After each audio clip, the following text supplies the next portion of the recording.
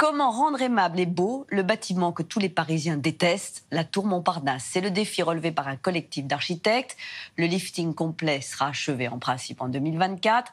La tour, construite au début des années 70 pendant les 30 Glorieuses, a toujours suscité des polémiques et même des détestations. Stéphane Cornic nous raconte l'histoire de ce qui fut pendant longtemps le plus haut gratte-ciel de la capitale. Je pensais qu'on allait éprouver une sensation toute la journée de vertige, alors qu'en réalité, c'est absolument pas ça. C'est très bien de travailler dans un cadre si agréable, puisque toute la journée, on peut contempler le tout Paris. L'une des plus belles vues de Paris. Les plus cyniques diront que c'est parce que d'ici, on ne la voit pas. Vous l'aurez compris, il s'agit de la tour Montparnasse.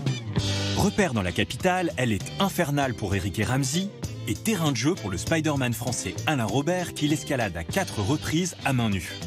Symbole de la modernité au moment de sa construction en 1973, premier gratte-ciel de Paris et plus haute tour de bureau d'Europe pendant près de 20 ans, la tour Montparnasse divise. Bel emblème, comme la tour Eiffel. Elle est très imposante, elle se marie mal avec l'architecture qui est autour. Je la trouve quand même plutôt moche. Mal aimée, elle va être métamorphosée d'ici à 2024. C'est une bonne idée, mais il ne faut pas la rater. On en parle avec les architectes du futur projet et la journaliste Michèle Leloup. Cette affaire est essentiellement politique. On commence en 1953 à en parler. Et comme d'habitude, on met de nombreuses années à accoucher d'un projet. À l'origine, c'est un projet de reconstruction de la gare Montparnasse qui débouche sur une opération d'urbanisme de grande ampleur, destinée à moderniser le quartier et y construire une tour. Plusieurs architectes se regroupent sous le nom de AOM, Agence pour l'opération Maine-Montparnasse. Notre capitale n'a pas été bombardée pendant la guerre, il s'en est fallu peu. Mais du coup, elle n'a pas eu à se reconstruire après-guerre, comme ça a été le cas à Berlin et à Londres. Et donc, du coup, où le réflexe de reconstruire et de rebâtir et d'être dans le moment contemporain où ça se fait, on est resté avec les Invalides, le Grand Axe, le Paris d'Haussmann. Donc, pourquoi vient-on nous parler de tour ? Après 12 ans de tractation, André Malraux, ministre de la Culture qui défend le projet, accorde le permis de construire. En 68, les travaux peuvent commencer. 420 000 m3 de gravats sont déblayés, 56 piliers en béton armé enfoncés à 70 mètres sous terre pour soutenir sa structure. Voici les premiers mètres d'une construction qui ne s'arrêtera que lorsque sa hauteur atteindra les 200 mètres prévus.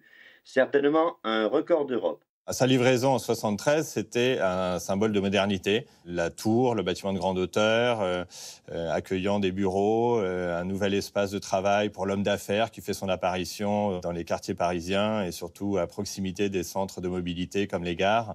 La tour Montparnasse, elle a voulu symboliser à sa naissance cette mutation du monde du travail et de la société dans les villes denses comme Paris. Mais même une fois achevée, la tour déplaît et cela ne va pas cesser. On lui reproche sa couleur et toujours autant sa hauteur. L'idée de la raser étant rejetée pour des questions financières mais aussi techniques, un concours international est lancé en 2016 par les 300 copropriétaires pour la métamorphoser. Comme un clin d'œil à l'agence AOM d'origine, ce sont 5 jeunes architectes français réunis sous le nom de Nouvelle AOM qui l'emportent, avec un projet plus clair et plus ouvert. Une tour, c'est une boîte de concert, souvent. On ne peut pas ouvrir les fenêtres. C'est que de la climatisation et donc on a une espèce de sensation comme ça d'enfermement. Donc le premier travail qu'on a vraiment fait, c'est de se dire il faut reprogrammer cette tour, il faut reprogrammer ce bâtiment, il faut le réouvrir, il faut le redonner en partie aux Parisiens. On met un hôtel, on met un restaurant, on met une crèche, on crée ce jardin au 14e étage qui peut être accessible par tous, on crée des endroits comme ça qui vont pouvoir accueillir un maximum de monde, de faire finalement d'un bâtiment un petit morceau de Paris, un petit morceau du quartier Montparnasse. On a voulu à tout prix conserver une part de son identité à l'association du convexe et du concave. Cette forme si particulière qui la rend unique, ça c'est l'élément qui nous a paru devoir être conservé. Respecter son histoire et garder sa structure n'empêche pas des modifications profondes.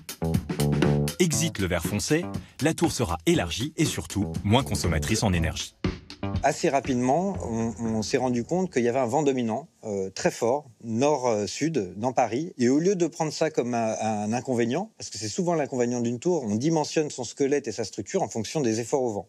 Nous, on s'est dit que ça pourrait devenir un point très positif et on a travaillé tous ensemble une façade qui respire en fait. Donc l'air rentre à l'intérieur de la tour par cette peau qui respire et permet de ventiler naturellement les plateaux de bureaux et l'ensemble des programmes qui sont à l'intérieur de la tour sans avoir besoin d'un recours de moteurs, d'équipements électriques assez énergivores. Estimé à 300 millions d'euros, le projet devrait être achevé pour le Paris des JO de 2024.